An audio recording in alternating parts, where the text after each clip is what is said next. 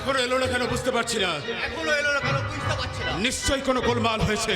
হতেই হবে। রাত্রি পেরিয়ে সকাল হতে চললো, সন্দেহ হতে পারে। তবু রাজকেল দুটো এখনো ফিরে এলো না। আর আসবেও না। গুরুদেব!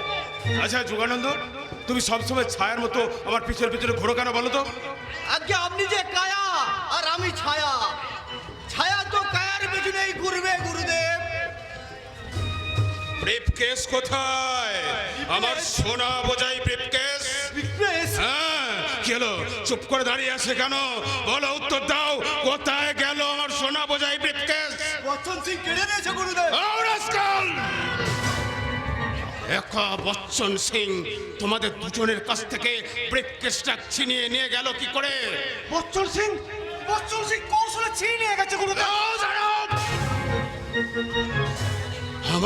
আমার 100 কোটি টাকার সোনার বিস্কুট তুমি পথের মাঝে ফেলে এসে এখানে কাপুসরের মতো বাঁচতে এসেছো শয়তানের দল। না, বাঁচতে আমি তোমাদের দেব না। তোমাদের এক কাপুরুষতার একমাত্র শাস্তি মৃত্যু। আমাদের প্রাণ ভিক্ষা দিন। না, এই মুন্না সেটের বিচারে কোনো ক্ষমা নেই। মৃত্যুর জন্য প্রস্তুত হও কাপুরুষের দল। মৃত্যু!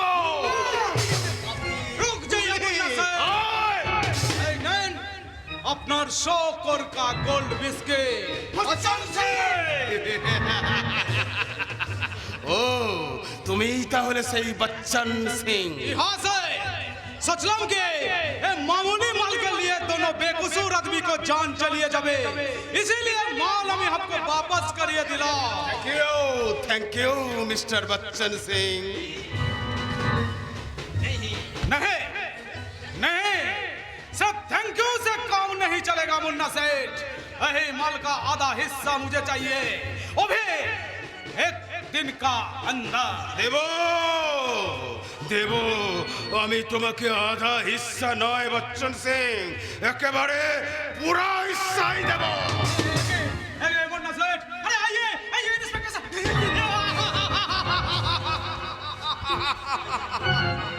मुन्ना सेठ, এই বচ্চন সিং से बहुत तो गोला छे, आग का गोला।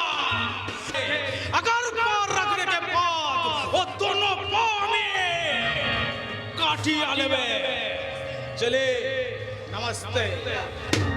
বচ্চন সিং, খতম করে দেব তোমাকে আমি। আদেশ কোন গুরুদেব? কালকের মধ্যেই ওই বচ্চন সিং এর লাশটা আমার চাই। আর তোমাল পরশু আমি আর এক নতুন পুজোয় বসবো, আর ওই পুজোর নৈবেদ্য হওয়া চাই সীতা আর পলাশপুরের কুন্তলা। কথাটা স্মরণ রেখো।